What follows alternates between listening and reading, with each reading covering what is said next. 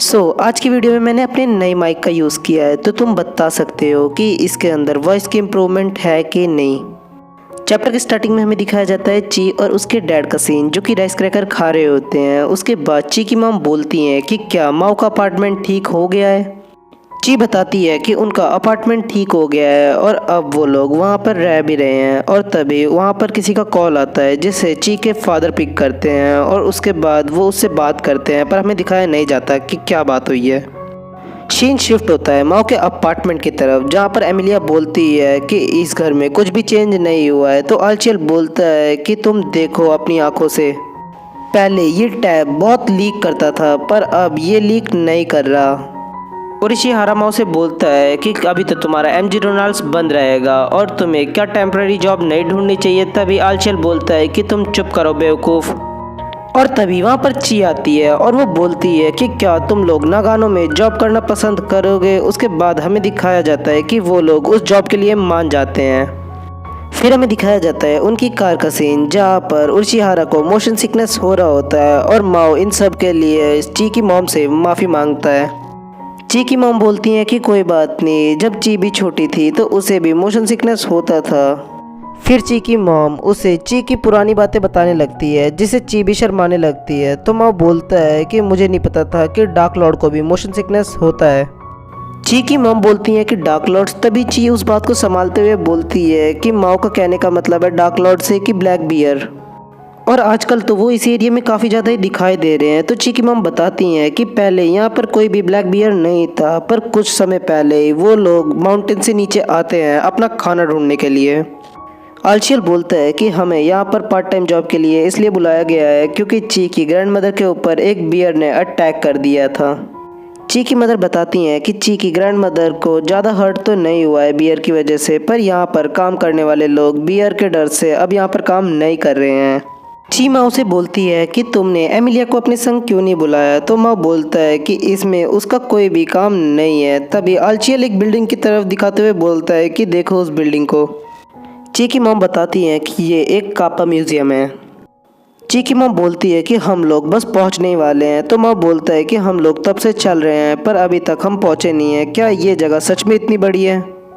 ची की मॉम बताती हैं कि ये सब फील्ड जो दिख रही हैं ये सब उन्हीं की है।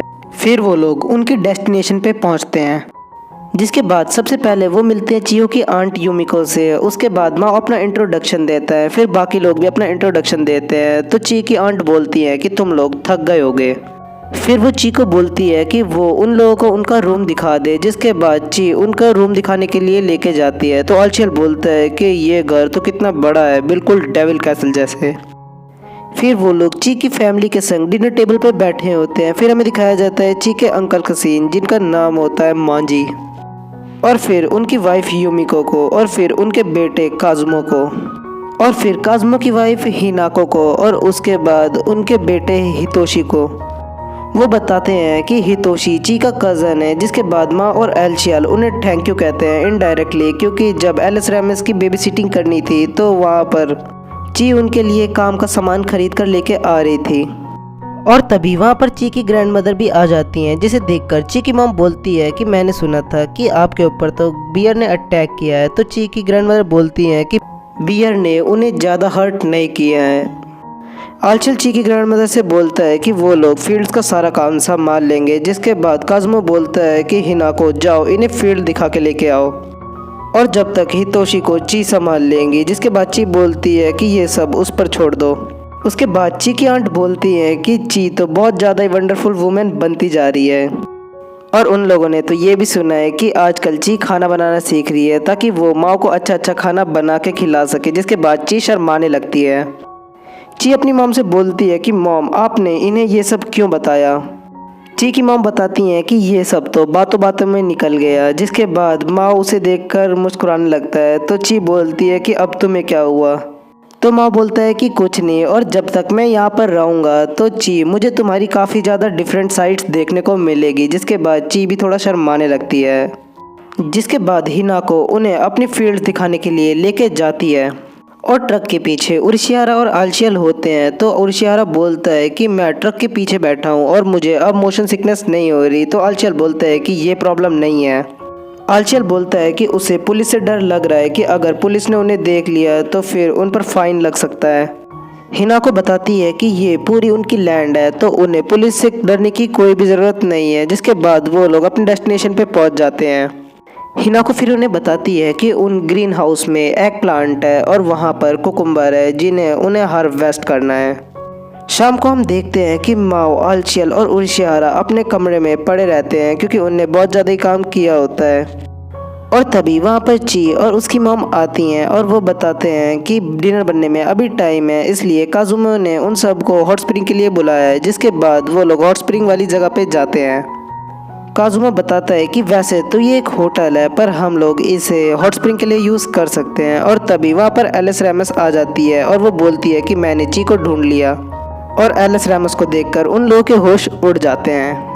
और फिर हम लोग देखते हैं कि एमिलिया और सुजनो एलिस रैमस का पीछा कर रहे होते हैं और फिर वो लोग भागकर उनके पास आते हैं। तो एमिलिया और सुजनो बोलते हैं कि आखिर ये लोग यहाँ पर क्या कर रहे हैं। तभी माओ चिल्लाते हुए बोलता है कि ये सवाल तो हमें तुमसे पूछना चाहिए। माओ और एमिलिया को एक संग देखकर एलिस रैमस बोलती है कि मम्मी पापा यहाँ पर है। ची की मॉम बोलती है कि एलिस रैमस तो वही बच्ची है जो कि माओ के संग इस समय रह रही है, तो वो आखिर माओ को अपना पापा क्यों बुला रही है। जिसके बाद वो लोग काज़ुमो और ची की मॉम को कोई ना कोई कहानी बनाकर सुना देते हैं, जिसकी वजह से वो मामला थोड़ा सा शांत होता है। एमिलिया काज़ुमो से बोलती है कि वैसे तो वो लोग अभी मिले हैं और ये पूछना थोड़ा रूड हो सकता है, पर वो उसे और सुजनो को काम पर रख ले क्योंकि उसे फील्ड पर काम करने का एक्सपीरियंस है और वो उन तीनों से ज़्यादा यूज़फुल हो सकती है। ये बात सुनकर माओ और आलचियल बहुत ज़्यादा ही शॉक में रहते हैं कि एमिलिया उनसे ज़्यादा यूज़फुल हो सकती है।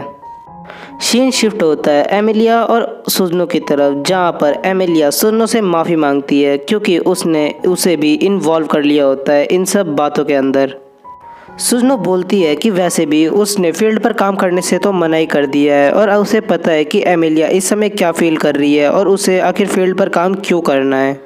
जिसके बाद ची माओ से मिलने के लिए जाती है और वो उसे गुड इवनिंग कहती है। जिसके बाद माओ बोलता है कि ची तुम्हें कुछ चाहिए क्या। ची बोलती है कि उसे कुछ नहीं चाहिए। जिसके बाद माओ उसकी तारीफ़ करने लगता है और वो बोलता है कि तुम्हारे हेयर ची बहुत ज़्यादा ही क्यूट लग रहे हैं। जिसे सुनकर ची थोड़ा सा शर्मा जाती है और फिर वो माओ से बोलती है कि उसे कुछ बात करनी है, इसलिए वो लोग वॉक पे चल सकते हैं। फिर वो लोग वॉक पर बाहर जाते हैं, जहाँ पर ची बोलती है माओ से कि आखिर एमिलिया फील्ड पर काम क्यों करना चाहती है। तो माओ बोलता है कि उसे ये पता था कि ऐसा ही कुछ होने वाला है।